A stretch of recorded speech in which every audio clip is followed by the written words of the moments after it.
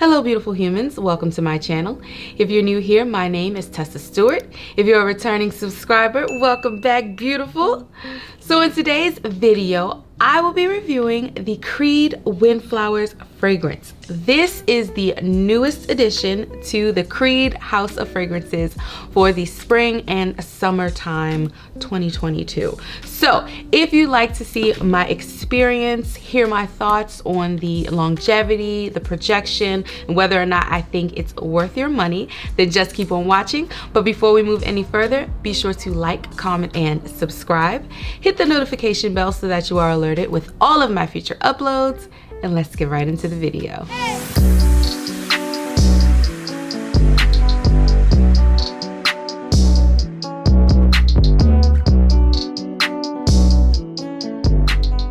All right guys, we're gonna jump right in. So I actually picked up this fragrance about a week and a half ago. I had no intention of picking this up. I had no idea it was even released. So it was much to my surprise when I was on Neiman's website and I saw it there. So the description was right up my alley. It was listed as a floral, amber, fresh scent. And I am all about the amber, fresh florals, like slightly floral, more on the amber fresh side. That is right up my alley. So this is her here. This is what she looks like. Very beautiful bottle. I love the detail. It's very simple, but it's very classy, pretty, delicate looking, though it is quite heavy. Quite a heavy glass bottle. It's very beautiful, a nice addition to set on top of your vanity. Now that we've gotten that out of the way, let's discuss the notes. The top notes are jasmine, peach, orange blossom. The middle notes are jasmine sambac, rose, and tuberose. And the base notes are musk, praline, orange blossom, iris, and sandalwood. I ordered this online. They did not have this in store near me. I actually had to order it online and I just did a store pickup. When you first spray it, there's an initial sweetness that comes off. You get a little bit of the peach. It rests there for a minute. Then you get some of the jasmine, the floral notes. It's sweet, floral. It's not as fresh and citrusy as the description led me to believe online. Because it was described as fresh online, I assumed that the orange blossom and the more citrus notes would be a little bit more prominent than they are. They fell very far behind. I did not get any of the citrus notes. I got the more sweeter side of the citrus notes. So the initial spray is very strong, okay? Then after about 15 minutes, it does dry down very nicely. And as it dries down, on my skin, that sweetness just starts to dissipate, okay? It starts to dissipate and it starts to deepen a little bit. And then about an hour in, the musk, the rose, the sandalwood, they start to creep a little bit more forward, at least on my body chemistry, okay? And the woodiness, there is a woodiness that starts to project a little bit.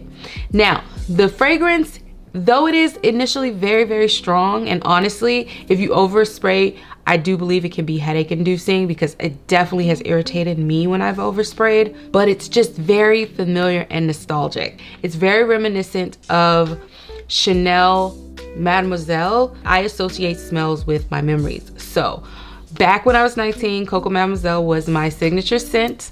I got a lot of compliments on it. I went to a lot of open houses because I was house hunting, and it was the last fragrance that I purchased myself before I bought my house. This reminds me of a more mature, less sweet, more woody Mademoiselle. This smells like someone took Chanel Chance, the original Chanel Chance, sprayed that, then took Chanel Mademoiselle, sprayed 2 sprays of that, and then directly on top of that, sprayed like the original Miss Dior, like 1 spray of that, just for like the floral aspect.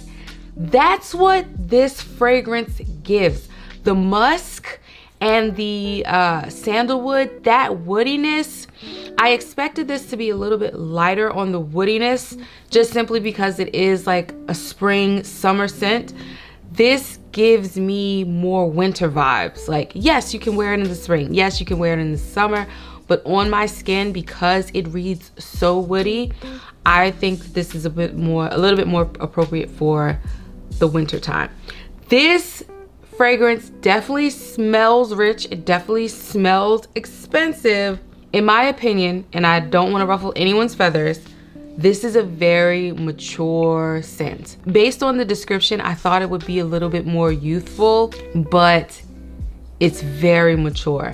And I don't mean like mature in attitude. So if you're in my demographics, so basically like your first half of your 30s, this might be something that you would associate with like your favorite auntie, your fun big cousin, you know what I'm saying? Like you're not gonna, maybe not yourself. Like my 19-year-old self wore Chanel Mademoiselle with no problem because it's a little bit more sweet, slightly lighter. It's definitely not as woody or musky as this. My 19-year-old self would never have put this on.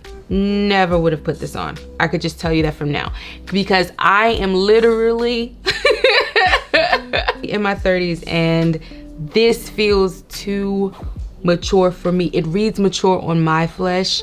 Maybe it'll be a little bit different on you. Here's the deal. I like the scent. I think it's very pretty. I think it's a beautiful scent. I just don't think that it's appropriate for me at this stage in my life. It's too mature. This is for a woman who has been here. She knows what she wants. She knows who she is. Definitely a secure woman. This is for someone who, she's got her schedule together. She's never gonna let you deter her from the schedule. Like, that's what I get from this. Like, definitely rich auntie vibes. Like, definitely. If you've never tried Chanel Mademoiselle and you tried this first, you'll like it. If you tried Mademoiselle first and then you tried this is going to be too reminiscent of Mademoiselle. It's very hard to get over it. I feel like I'm wearing Mademoiselle layered on top of some type of woody lotion. And because of that, it just doesn't feel worth $405. I feel like when you smell this, you're gonna feel like something is missing. You're gonna feel like the wow factor isn't there. The very first day I wore this, I kept smelling my wrist because I was just looking for more. I was searching for something else. Like, my husband is not a fan of this. I wore Tiffany & Company Rose Gold the day before, and he was like, no, put on what you had on yesterday. Literally. The very first time that I wore it, did not say anything to my husband. I came beside him, and the very first thing he said was, that smells very woody. Like, okay, like not, ooh, you smell good, like, oh, what's that? But like, that smells very woody. And that is not the reaction that you want. That's not the reaction that you want to get, especially not from like your husband. I wore it for a week and a half. I was out and about. Generally, I get compliments on my scents. I didn't get one compliment while I wore this. Not at all. And we went places, you know what I'm saying? So no, like, I like the scent. If it wasn't $400, I would have kept it probably and just worn it like, you know, out and about, like if I wasn't with my husband.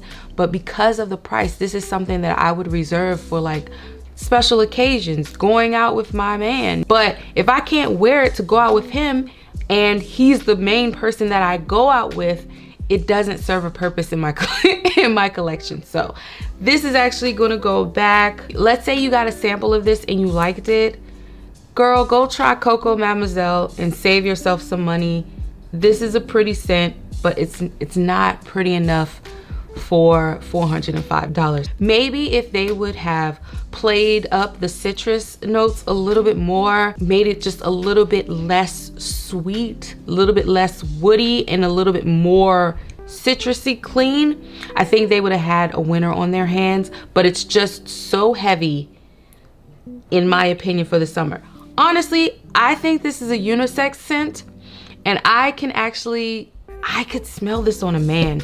I don't know, this is a little, to me, this is unisex. I think a man could wear this. If you're a man who wears Baccarat Rouge or even like Gentle Fluidity Silver, those type of scents where it's just like definitely a little bit more on the feminine leaning unisex scale, you could use this.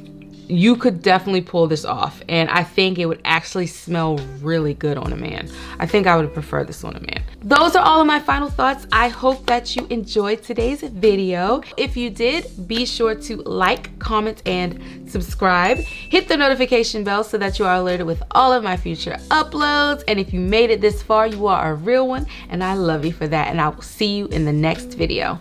Bye.